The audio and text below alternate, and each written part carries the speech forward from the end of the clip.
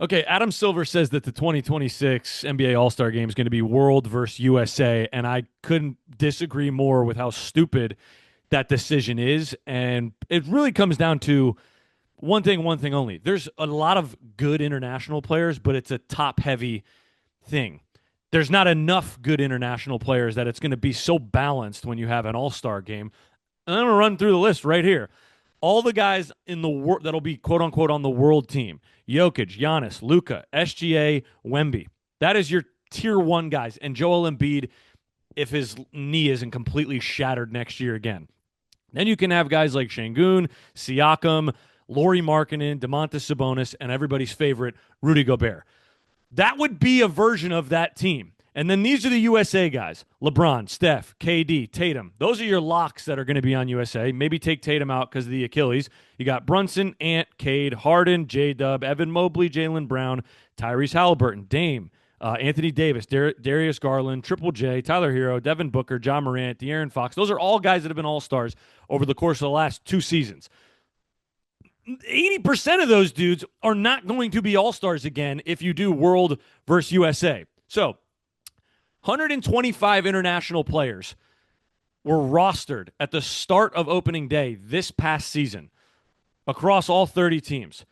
So you're telling me you want to have a bunch of big guys on Team World play with SGA and Luka, the only real tier 1 level all-star caliber world guards, then play against 12 of the best USA guys? In what scenario does this make sense? The discrepancy is too large for that to be the case. So, like, I mean, I'm looking at it, and if you go on the NBA.com, it'll tell you, like, oh, Kyrie Irving has Australian ties. Jalen Green has Filipino ties. Great. Hopefully Jalen Green gets good enough that he can join Team World and be another guard next to the Canadian SGA and the Slovenian Luka Doncic. Like, I just don't see how, if the discrepancy is that big, how it's going to work, how it's going to make sense. Adam Silver was on Breakfast Ball on FS1 and said there's no, locked-in format for how they're going to do it.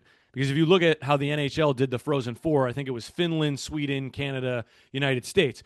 The talent is not divvied up that equally in the NBA for World and for USA. There is significantly more overall talent for the United States than there is for the World. Yes, the last, 6 MVPs have been international.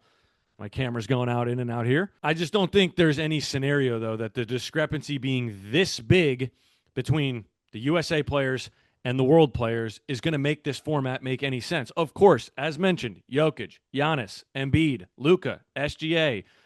4 of those 5 guys have won MVPs. Obviously, Luka hasn't won one. You can make the argument that he should have won last year. I don't know how you average 34, 9-9, and your team wins 50-plus games and you're not the MVP of the league. But okay.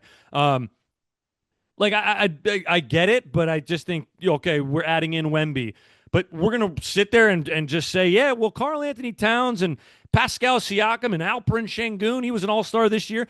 It's a bunch of big guys. It's a bunch of big fucks running around. Oh, and then Rudy. Rudy he won't have to cry anymore when the All-Star comes out because he'll be he'd be a 15-time All-Star, Rudy Gobert, if they did World versus USA every year. Because there's not enough world guys. It's that simple. There's not enough of them. And so I just don't see how it works.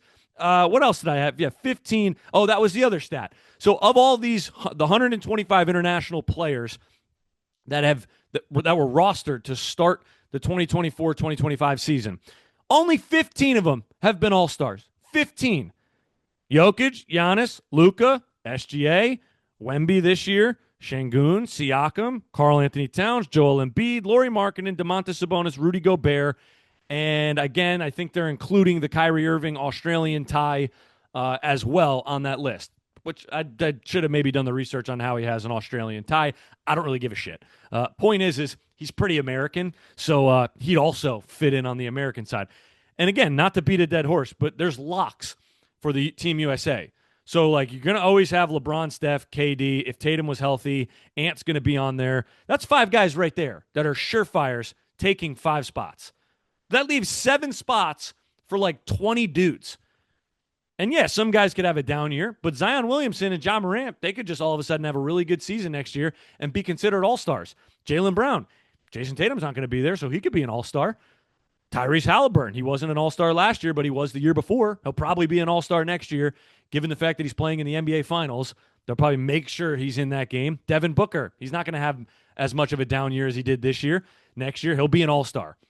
For the most part, he will, every year he's in the league from here on out, will probably be an all-star. Jaren Jackson Jr., Darius Garland, Donovan Mitchell, Anthony Davis. Like, where are these guys going? And then the young guys, Cade Cunningham, Jalen Brunson. Like, is Brunson not going to be an all-star?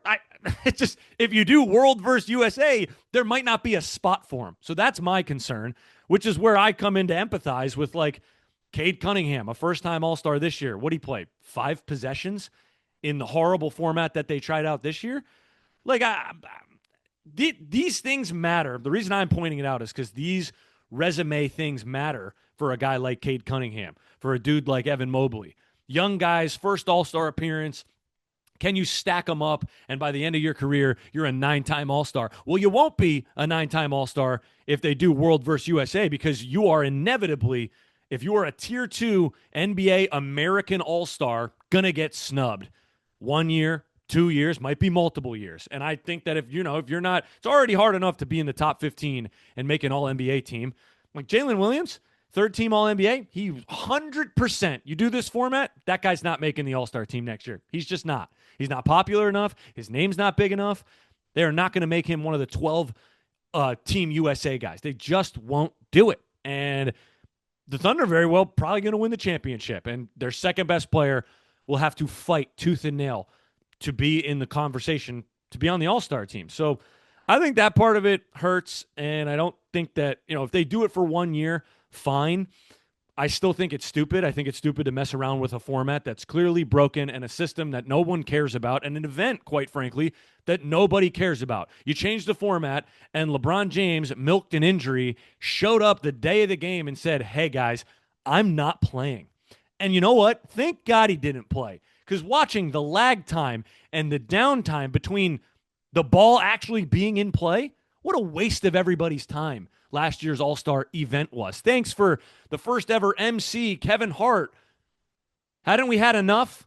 So hadn't we had enough of, after seeing that sample, waiting for my camera. So haven't we seen enough of that format not working to this format probably not going to work?